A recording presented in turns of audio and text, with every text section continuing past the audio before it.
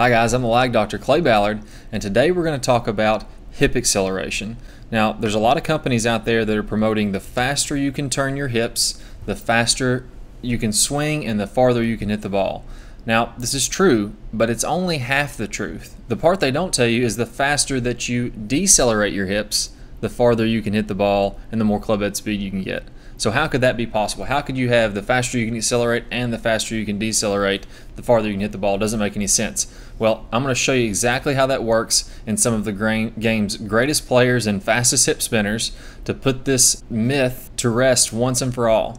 So let's get started with Rory McIlroy. Okay, so Rory's kind of made this move a little bit famous. A lot of the commentators have been talking about this. So as I mentioned, a lot of those companies out there, they're promoting just keep on turning the hips as fast as you can. Well, that's, again, half the battle. As you start your downswing, you're going to initiate your weight shift, and you're going to initiate your downswing by rotating your hips. So if we're watching Rory here, you can see that he's starting to rotate his hips in the downswing, and his hips are getting going. Now, as he gets into what I call the delivery zone, where the club's about waist high in the downswing, now his hips are going to be decelerating very quickly. If his hips keep on spinning right through, it's going to be a glancing blow. He has to transfer this energy from his lower body to his upper body, down to his arms, and then to the club. So the hips are throwing on their brakes at this point. You can see it. Watch this, where his hip now is completely stopped through impact. So let's go back a few frames. Look at the rotation through impact of his hips. Almost nothing, right? He's standing up a little bit, but there's no rotation here at all. His hips actually move backwards. Look, watch his belt buckle here. His hip is moving backwards, right? So from this position all the way through the release, almost no hip rotation at all. The first part of the downswing, there is some hip rotation, and that's okay. So it's not about trying to rip your hips open as quickly as possible. It's about getting the correct sequencing. It's about doing it in the right order and transferring energy instead of just spinning wildly out of control. All right, now let's take another look at a famous hip spinner, Dustin Johnson. He really gets his hips going in the golf swing. So same thing, as you start your downswing, you're going to transfer your weight, shift your weight to the left, let the lower body start the downswing, but as you get to the delivery position, again, watch his hips slow down. Look how slow his hips move from delivery position all the way through impact. They pause. They're not moving at all. So for those of you that are trying to rip your hips open as fast as you can, it's simply not going to work. You're going to get a glancing blow. You're not going to be able to transfer that energy. Let's take one more look at one of the most famous hip spinners of all time. Okay, here we go. Arnold Palmer, notorious for how quickly he accelerated his hips.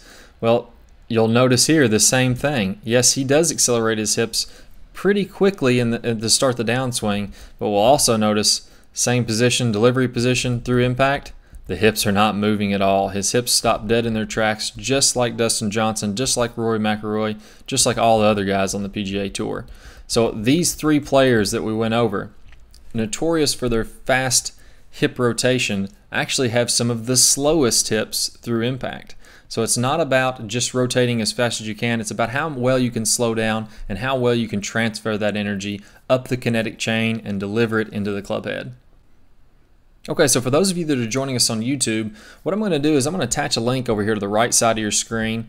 If you click this link, you can sign up for your free membership, and you'll be able to watch the How the Lower Body Works video. Now at the end of this video, there's a drill called the Stomp Drill.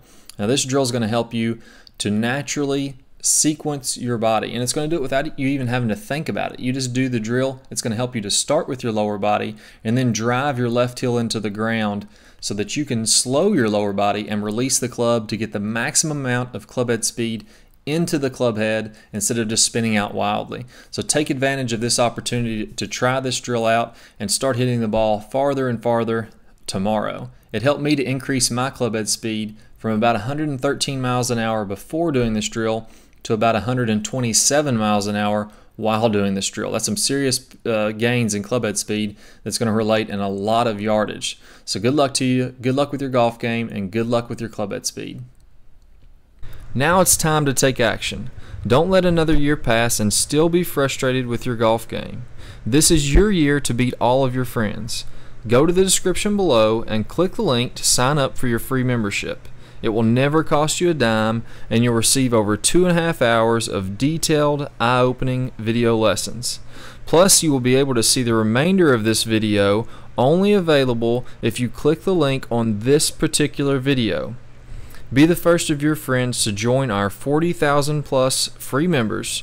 We look forward to having you on our team.